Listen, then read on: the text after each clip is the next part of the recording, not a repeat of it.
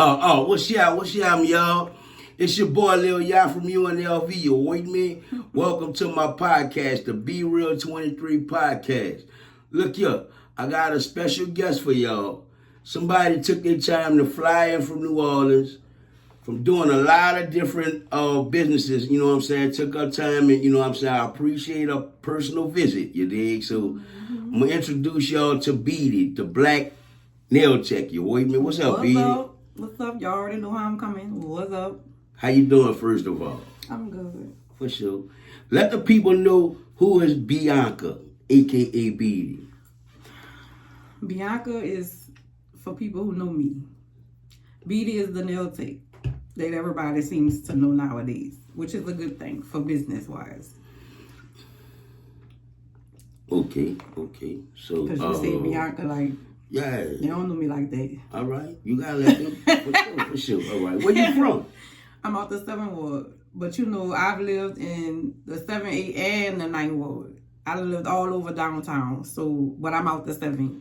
Yay. So that thing, bro.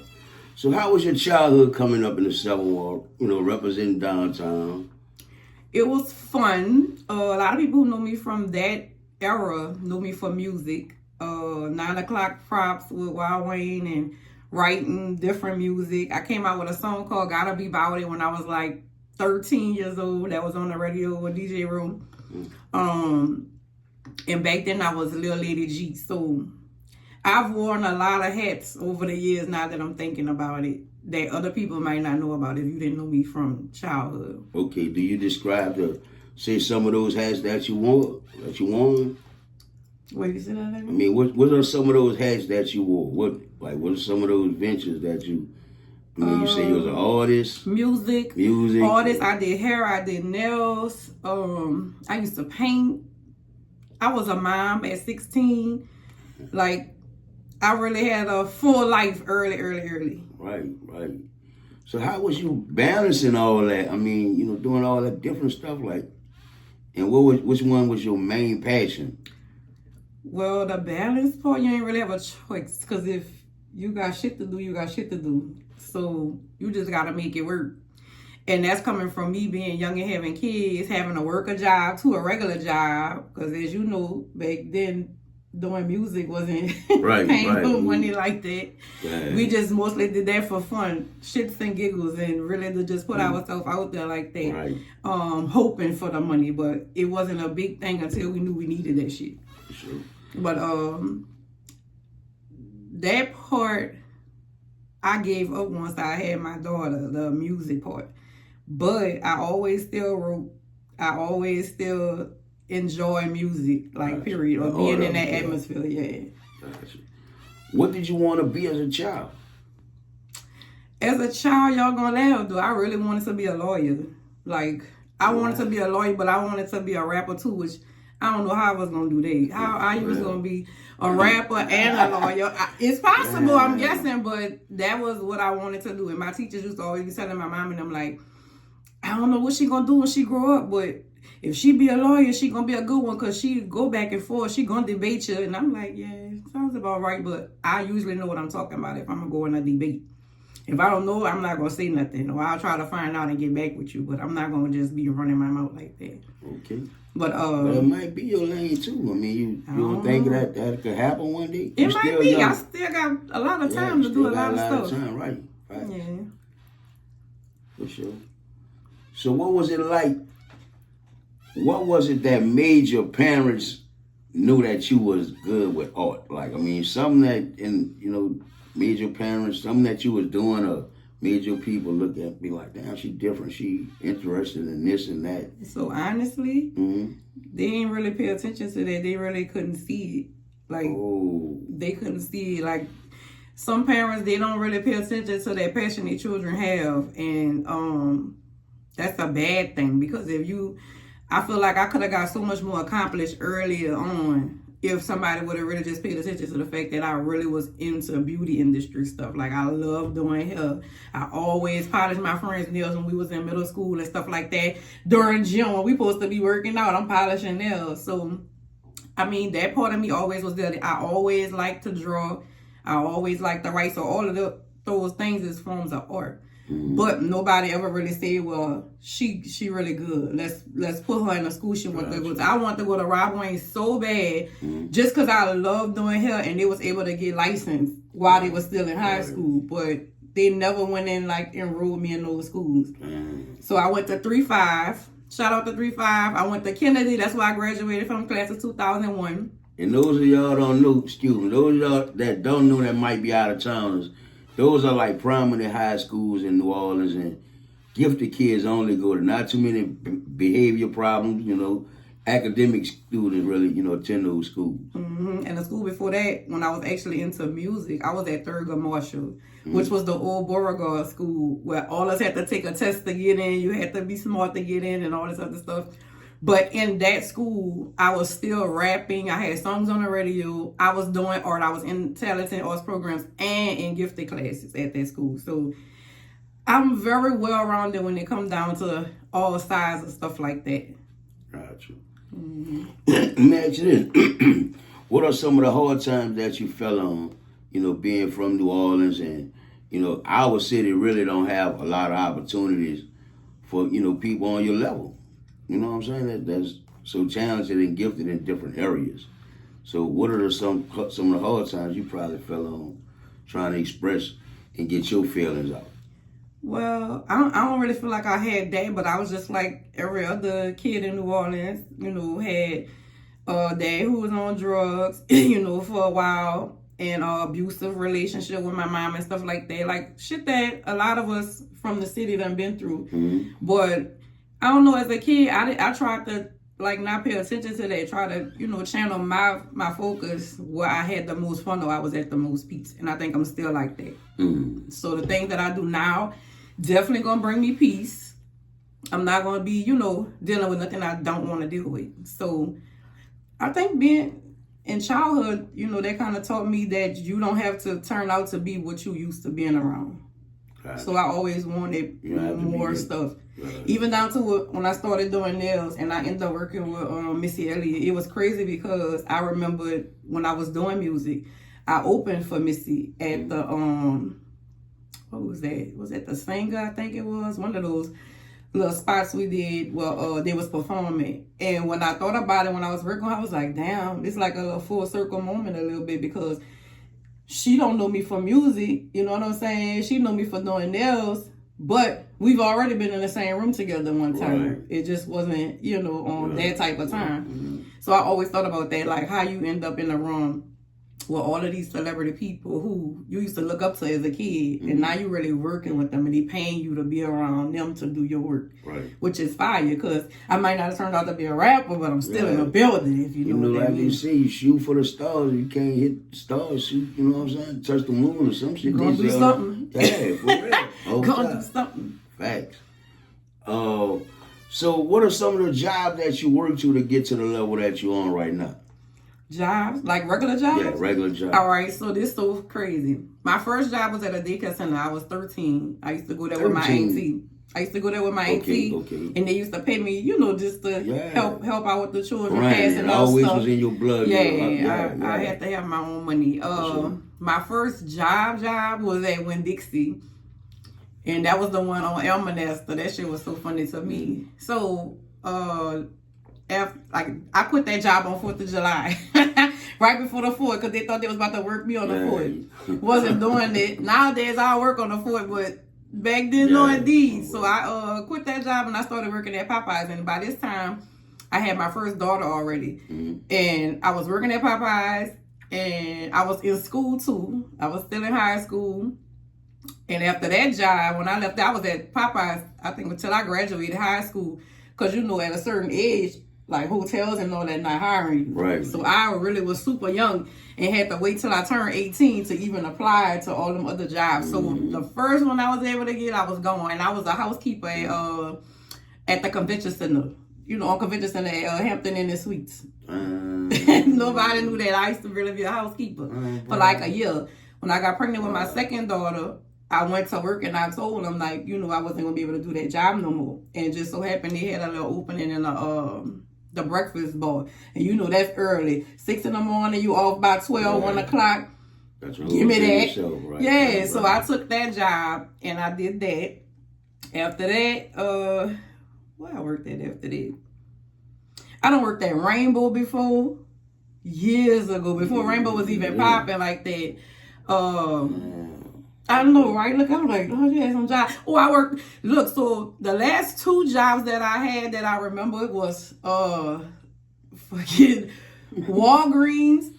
I was over the beauty department at Walgreens on West End. So that's where you learned your makeup skills and no. They don't teach you. They don't teach you that. All they teach you is how to order the products to stock up that area wherever the case may be. All right, go ahead. Yeah, so I worked at Walgreens and I was a beauty advisor over there and a supervisor over that department. And then when I left there, I was working at Circle K.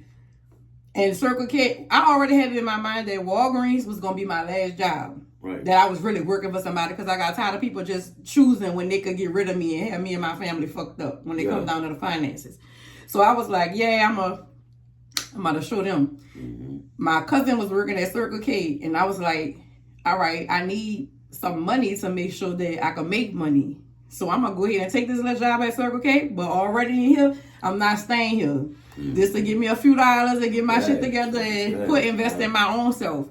So that's what I did. That was the last job that I had. That's what's up. The last one. And that was in 2009, 8 or 9. And I've been working for myself ever since. Oh, bro. It's like, a blessing. So the moral of the story is you might, I tell people all the time, I mean, you try to think of ownership at the end of the day. You might have to do what you need to do to get there, but at the end of the day, you want your own, dog. And even still, nothing wrong with that, too. Like having your own and working for somebody at the same time. Because sometimes a guaranteed income be you working for other people. Exactly. But you working for yourself, just make sure you putting the same thing into your own business that you helping them put into theirs. Facts. Because if they see you putting all the work in theirs, you ain't going to have time for your own. Oh, bro. You know? So how you start doing hair? Man, I had been doing hair since I was little, like a real kid, like literally 12 and 11 and 12 and 13, rapping.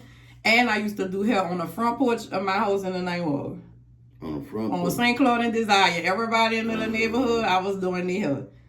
All them the neighborhood. My stepdaddy set my room up to where I had the last room in the house. Once he realized, now he was one who realized that, she like doing that. Mm-hmm. So I'm going to make sure, she got her own little space. So he painted my room. Yeah, God rest the day. He definitely did his thing with that one. He painted the room and stuff for me. And how it was, them shotgun houses. Mm-hmm. People just come down the alleyway to my back door. Right. And all my hair stuff set up in there. So I'm doing hair, in there. Yeah, I'm comfortable. The bathroom is right there. You ain't got to go through my whole house. My room was right by the bathroom. So it was really like cool to have that. That was almost like entrepreneurship right there. Exactly. That's what it was. Yeah. Right. So that's how that came about. Like the entrepreneurship really was embedded in different ways. Something was coming out of me that was working for myself. People that was in front of you to show you in different ways. They probably wasn't telling you what it was, but they was like. Some of them they saw it. Like I can say my stepdaddy did see it. He saw me, took a passion and liking to that, and wanted to make sure I had a space to do it. Because I'll hit that front porch on you quick. And that's looking real hood. So what made you decide to take that to the next level? So I did hair for a while. Like even after Katrina, I was doing hair, but I was in Americus, Georgia. Shout out to them if anybody from there watching too. Which is 3 hours south of Atlanta. Like I went there after the storm with my children. That's where I met my ex-husband and all of that at too. But I really found a passion again for doing hair even more when I went to Georgia, because I'm not trying to work for nobody down here. Y'all don't know me, so I'm gonna make my own money and just do what I gotta do. And that's what I did. I did so good like doing hair down there. But when I got ready to come back to New Orleans, I was like, okay, I'm gonna have to go back to hair school because they wouldn't transfer the hours from New Orleans, from Louisiana to Georgia. So it was either me start all over in Georgia or wait till I get back to the city and continue learning, through the cosmetology program. So that's what I did. The majority of your customers like from New Orleans or Atlanta? When you first started doing it in Atlanta? So this the thing. None of them, I was the only person from New Orleans in that city. So all your customers. Everybody was from out of town, from their area. So how you promoted yourself to get your, you know what I mean? So at the time, he wasn't my husband, but my ex-husband. His cousin, she was the big time hairdresser down there in the project doing hair, you know, stuff like that. So I used to go over there and chill with her, but that was my passion. So even though I was sitting there watching her do hair and talking and stuff like that, I told her, I'm like, I really know how to do hair. So she was like, you do? I was like, yeah. She said, you lying. So a lady was there waiting to get her hair done. And she was like, well, do her hair. You know, like that. So I'm like, what? I'm like, yeah. She was like, well, do her hair then. So I told the lady, she was like, well, I don't know about that. I said, listen, if I do your hair and you don't like it, you don't got to pay me. Real talk. You don't got to pay me. I fucking did that lady hair. She was like, man. So from there, of course, it's a small town. It's the smaller type of place where everybody know each other, family, last names. They know who child is who, you know, stuff like that. So, man, when I say that shit spent around so fast, I was busy like every day. I was booked with people. And to the point to where I was starting to work with her in her house. Like clients and clients and clients back to back. So when I did move back home, I went back to hair school in 2010. Mm-hmm. And I ended up getting in a car accident. So the car accident ended up messing up my back to the point where I can't stand up for super long periods of time, which is what most hairdressers do. Right. But I always had that nail shit in me for the art part. Okay. So I started like my instructor, shout out to Miss Solomon, she pulled me into the nail room and was like, listen, I think you really should focus on being in this nail room because you're really good at what you do with the art and stuff like that, and I think you just put more into it, you know, it's gonna come out. I started going in that nail room, and every Friday when we had open classes, people had lists this year long to get their nails done by me. When that wasn't even nothing that was offered in the cosmetology program. You could get a manicure, but you couldn't get acrylic nails. You had to, you get a manicure or pedicure, but because I was doing that, they allowed me to charge because it's all my own products that I'm using. Okay. So that's how the clientele stuff started coming in like that. So by the time I wasn't even finished getting my cosmetology license, and I already was booked to do ASOS magazine with Solange. Shout out to Solange, who was one of my first celebrity clients. Okay. And I was working with Solange after that the whole time she was in New Orleans, living in New Orleans. So before I even had a license, I already was working with celebrities. Wow. Like it just everything was just falling in place how it was supposed to. And from there, that's all I started doing was just nails. And I ain't even used to like to do the acrylic part. I only liked doing the art at first. Because all of that dust used to get on my nerves, having to file, all that shit be ever flying everywhere. I was like, I don't want to be dirty and all that, you know. So then when I started doing people nail art, and I had to work on top of other people's nails, I was like, this is not going to work. That shit be lumpy. You know, I can't even much showcase my art because that shit tore up. I got to rework, you know, work myself over somebody else's stuff just to make mine look good. So I was like, no, I'm just about to start doing everything. I'm going to start doing the acrylic. I'm going to start doing the art too so I can get all my money. Instead of just charging for just the art, I'm going to get it all. So that's how that started. And from there, I've been doing it ever since. It's been 15 years now that I've been doing nails. Yep. That's what's up, man. Little hustler, you know. See that thing. What do you enjoy most about doing nails? The art in it? I would say it's the art, but the older I got, it's the conversations with my clients. Like, that's a little therapy. Like, a lot of times people don't realize you'll be therapy for them, but they therapy for you too. Okay. Like, just sitting there having conversations, laughing, joking, you know, you could change somebody's mood just from having a conversation with them sometimes. No. And I feel like I never realized that was going to be something that I enjoy, but I really do. Like, sitting there just... Because these people come from different walks of life, they into different stuff. So it's funny to see how certain people that come into my life, we end up gelling so well. A lot of my clients are now like friends and family to me. Like after all of these years, you know, so they know how I am. And for a while, I stopped taking new people because the energy, you know, I didn't want to just open myself up to a whole bunch of people, especially if you're going through something. You don't want all the people around you. You got real life shit going on. Right. Like losing my mom and all that. You know, I ain't want to take no new people because I couldn't, already struggling with that and then trying to make sure that I keep my peace. Because you don't know what people got going on, what people's motives is when they come into you. You know, you just don't know. Right. So I'm back now, of course. Gotcha. I'm back in the salon. Yeah, I'm at Flow Lux, you know. Yeah, let them know where they can find you. Yeah. Place of business. 1029 Aretha Castle Hill, Flow Lux. I'm over there with my boy Taylor. You know, we trying to do our big too, y'all. Y'all know. The old dry street.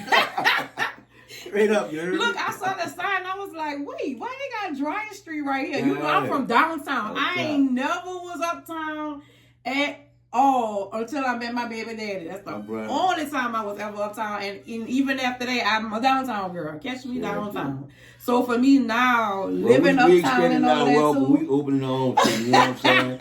Uptown, show my girl love, man. Straight up. Look. You know, obviously your name ringing because a lot of people done told me about it. I'm out here in Houston and I'm still tied to the streets, but you know, I got daughters, and when that daughter told me she knew of you, I was like, okay, yeah. I be making a little noise. But it was a pleasure to have you. I got 2 more questions for you before I let you go. But go ahead and let them know where they can find you on Instagram. My Instagram is at Beedy the Black Nail Tech. It's an underscore after each word. Snapchat and all that stuff. Snapchat. What is I don't even know my Snapchat. Don't make me lie to y'all because that is so old. But TikTok, the blessed one. Beedy the Black Nail Tech. Yeah, so I'm doing a little something. I gotta get used to the TikTok stuff. Like, I don't know. I'm so big on Instagram dealing with that. For sure. I'm just starting to tie over to TikTok. We gotta keep up though, because they gonna run circles around us if we don't get it together. Get in fall out. Man, ready to fall out. Listen. So what's your ultimate goal as far as your brand is concerned? For my brand, I do want to have another product line, and I say another because I already have my own nail dryers and my own nail brushes. You gotta mention that. You know, I be forgetting. I be forgetting though, cause it's all right. You'll be back on here. I'm telling you, 'cause I know I see big things about to happen. It's happening already. I'm just late on it. You know what I'm saying? So give me a minute too to catch up. Yeah, I have my own dryers and nail brushes. I do want my own acrylic line. Everybody was like, you don't want your own polish, and I used to be like, no, polish is like a everybody thing, like, you know, everybody be having a polish brand, but I do want that acrylic line, and that's crazy how I wouldn't want the polish line knowing the art that I do, but and I'm not gonna just sweep that out the door because I may end up doing both. Well, check this shit out, y'all. Look, I'm 50 straight up. Fuck all that. I'm 50. My first time ever getting a pedicure. I'm big on I'm big on pedicure, but I never got a manicure. She done my shit for the first time. Y'all can see. I have ugly fingers, but my shit look decent now. For real. He be biting his nails and everything, boy. I saw them hands and was like, oh my God. Shit feels so good. My shit look different. Nigga had hangnails everywhere. Oh, you ain't gotta do me like that. Straight man. Producer hands. Next time I'm gonna tech about you. Let you see what you say about this shit. Lord. For real, man. Look. Now, what's your ultimate goal in life? Ultimate goal in life right now is to watch my children be successful at what they want and what they love to do and be behind them 100%. I do want to get married again. I feel like I'm supposed to be a wife. I don't care how all y'all other females be feeling about y'all want a nigga and all that. Yeah, you can live that life if you want to. But I know what's meant for me. And just business, like just making my business just boom and bloom, and even just opening myself up to other stuff, because I have a photo booth company too. And it's called Nola Picture That, and you know, I do a lot of events and stuff like that. I come through, set it up. Y'all follow that page too, Nola Picture That. You have any business numbers for them, or you rather follow your page or websites or whatever you want to throw out there? You know, that's a good question, because guess what? I just got the number for Nola Picture That, so let me tell y'all what that number is right now. So Nola Picture That number is 504-312-9707. That's for Nola Picture That. That's for all your photo booth needs. So I don't have the 360, but I do have the setting where you can drop your backdrop and people could just take pictures, do gifts, and all of that in front of that, which is super dope because you send it directly to yourself from the machine. Don't wait on no printouts and all that. But I just be trying to hustle, like get involved in a lot of things that's gonna bring in revenue and not so much always spending. Gotcha. So that's my ultimate goal. And now I'm really thinking about going back to school to be a paralegal or something. Because I be contracts and paying attention to all of that. But I told you I may about to be Tasha Mack because my son played football for Rummel and defensive lineman, D1 offer already. And I might just have to put my manager skills to work. What's your son name? So my son is Frederick Banks Jr. That's Big Banks at Rummel. Number 99. Stop playing. Yeah, he doing his thing. And I just hope for my kids to have that success that they want. Shout out to Amari, my baby. She a school teacher. Dejanay, my daughter, and her daughter, Jalea, my little potato, my only grandchild. Yeah, and I'm just focused on being a family woman who's still doing her thing, still making her money, still pushing her children to do great things, and just make sure everybody's straight. They don't have to always depend on their mama. Facts. That's the biggest thing. That's big, man. Well, I appreciate your time. You know what I'm saying? Motherfucker, I know they're going to enjoy this interview. They're going to get a lot out this, and hopefully you gain a few, many customers that's on your level. You know what I'm saying? Yeah, don't be scared because a lot of people be like, oh, she only do celebrities. Do not let nobody tell you that. Do not let nobody tell you that. Book online, www.nailsblessedbybeedy.com. My books is open to whoever want to book with me. I don't have I want to do, no. If you want them done, come see me. That's it. For sure. Well, I need y'all to hit that like and subscribe button ASAP.